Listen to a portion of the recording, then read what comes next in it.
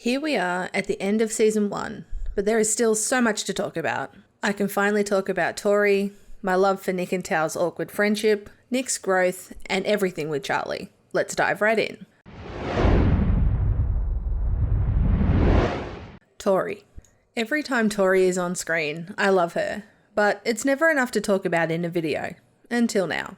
Tori is there to support Charlie every time she shows up. She gives him hope that Nick might not be straight after the hug. She cheers him up when he breaks up with Ben, and in this episode, she listens. She comes into Charlie's room with big sister energy and annoyance. She throws something at him and complains about how loud he is being. Charlie is uncharacteristically short with her, so she stays and pushes him for what's going on. Are you angry at anything in particular? Charlie actually opens up to her for once, and we see just how much Tori wants to help Charlie. She says that nothing involving Harry would have been Charlie's fault, even if she wasn't there to witness it. She also gives Charlie the space to tell her everything before she steps in. She knows she cannot fix it, but it doesn't stop her from hugging and supporting Charlie. You're not ruining my life. I cannot wait to see her in season 3. Nick and Tao.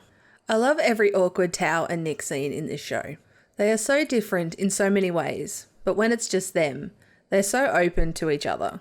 They share very personal things and have surprisingly deep conversations. They also give us and each other a different understanding of what might be going on in Charlie's head. Nick with how much Charlie respects and loves Tao, and Tao with some of the hurt that Charlie is carrying and what being in the closet might be doing to him. They both take away a better understanding. Nick can better see how Ben's influence would make hiding that much harder for Charlie. And Tao understands where he stands with Charlie and can see how these behaviours would have made it that much harder for Charlie to open up. Then we get... You should talk to him. Yeah, so should you. No. I'm gonna stay pissed off with him for a bit longer. And I love how bemused Nick is. You can see he's wondering why anyone would want to avoid Charlie. Speaking of, Charlie. Been a rough couple of episodes for Charlie, but thankfully this one has a happy ending. We start off with him finally opening up to someone about what he is thinking and feeling. He explains to Tori how Ben made him feel like Charlie was ruining his life and how afraid he is of doing the same thing to Nick. Charlie says it would be better if he didn't exist. Talk about a gut punch. To see Charlie so beaten down that he cannot see just how happy Nick is with him. For Charlie to come back from this is a testament to what he's capable of. The next day at school, Charlie is on a mission.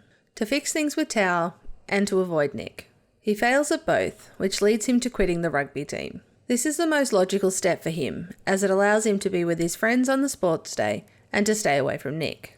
Coach Singh is amazing in that moment and tries to stop him from leaving and correctly guesses, "Have the boys been giving you a hard time?"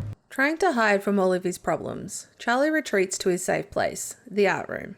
Thankfully, Mr. Ajay is there.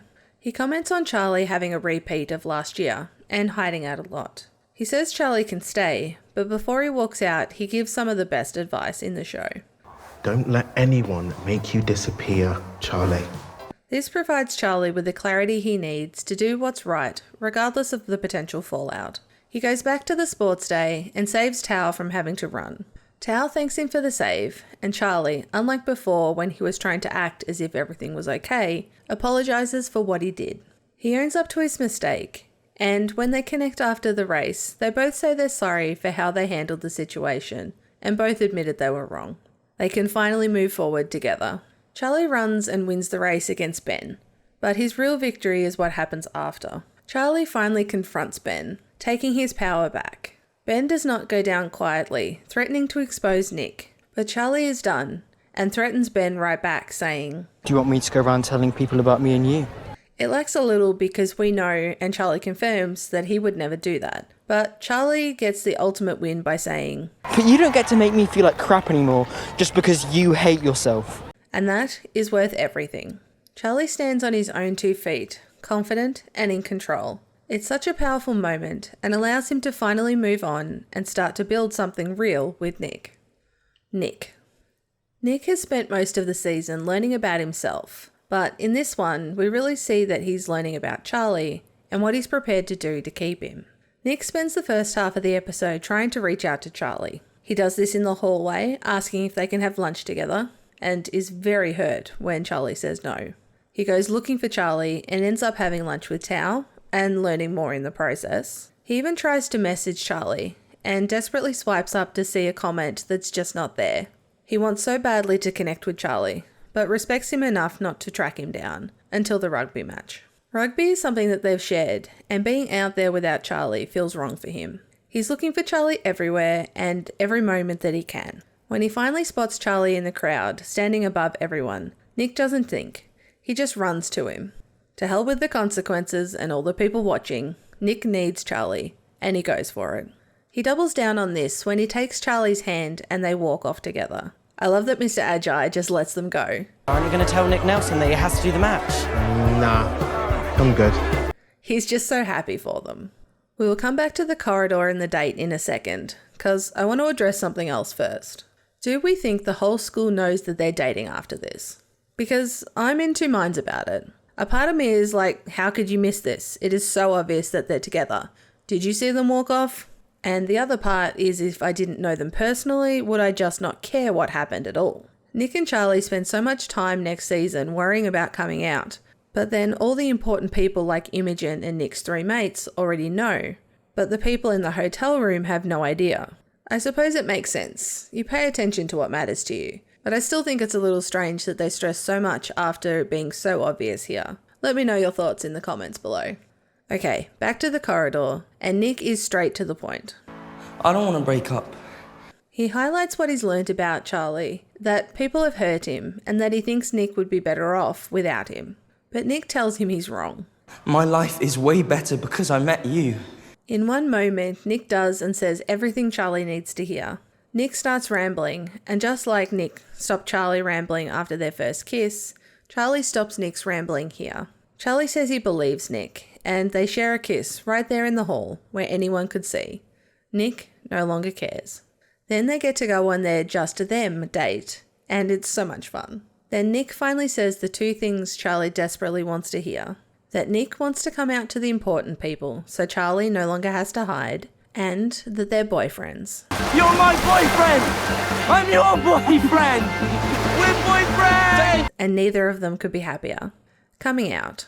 We cannot talk about this episode and not talk about Nick coming out to his mum. The problem is I don't think I can add to this moment. Just everything about this is amazing. The acting from both of them, the lack of music, so you're just focused on the conversation itself, and how open they both are, the hugs and the tears. The trust Nick can show his mum, so he can open up and tell her everything, and that being reciprocated. And the I love you at the end is just so beautiful. Oh, I love you. I love that Nick has this support in his life, and after all the confusion, he is finally happy and can be who he wants to be, and be with Charlie. Well, that brings us to the end of season 1. What a journey. Looking back on where we started, we can see just how much Nick and Charlie, and everyone really, has changed and grown. I love where season 2 takes them, and I cannot wait for season 3, but I'll always be grateful for season 1. I felt like I learned and understand so much more now. I grew with these characters, and even if I couldn't personally relate to all of the struggles, I felt them because the characters did. So many deep topics were covered in a way that was approachable, but it never felt like it bogged down the show. Man, I love this show, and bring on October 3rd and season 3.